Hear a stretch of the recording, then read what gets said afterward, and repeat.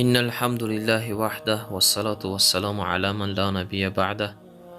اما بعد، السلام علیکم و رحمت الله تعالی و برکاته. برادران و خواهران عزیز، موضوع امروز هم از سلسله حدیث های قدسی است که این دومین حدیث قدسی یا اینکه والله اعلم سومین حدیث قدسی است که در این شبکه گذاشته می شود.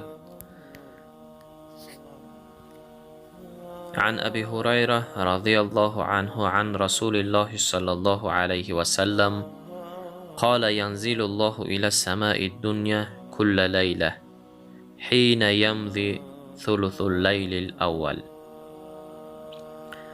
از حضرت ابو هریره رضی الله عنه روایت است که پیامبر صلی الله علیه و سلم فرمودند خداوند هر شب وقتی که یک سوم اول شب سپری می شود یا نصفی از شب سپری می شود، الله مهربان به آسمان دنیا می آید و می فرماید انا الملک، انا الملک، من فرمان روا و صاحب قدرت هستم، من فرمان روا و صاحب قدرت هستم.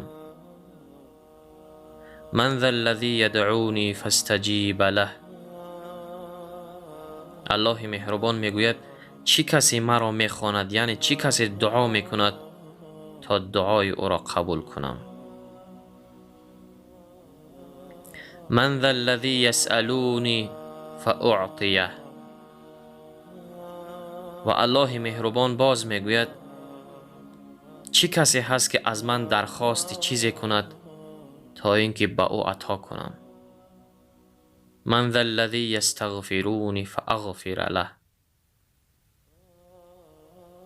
الله مهربان میگوید چی کسی از من طلب بخشش میکند تا او را ببخشم. فلا یزال كذلك حتى یضیء الفجر. میگوید این جریان همچنان ادامه دارد تا زمانی که فجر طلوع کند، یعنی تا روشن شدن این جریان ادامه دارد. و در روایت دیگر می فرماید وقتی که قسمت از شب یا یک سوم آن سپری می شود، خداوند به آسمان دنیا می آید و آنگاه می فرماید آیا کسی هست که چیزی بخواهد تا به او داده شود؟ آیا کسی هست که دعایی داشته باشد تا مستجاب شود؟ آیا کسی هست که طلب بخشش گناهانش را بکند تا بخشیده شود؟ تا وقتی که هوا روشن می شود این جریان ادامه دارد. منظور از حدیث این است که ما امت رسول اکرم صلی الله علیه و سلم باید نماز شب داشته باشیم، نماز تهجد داشته باشیم.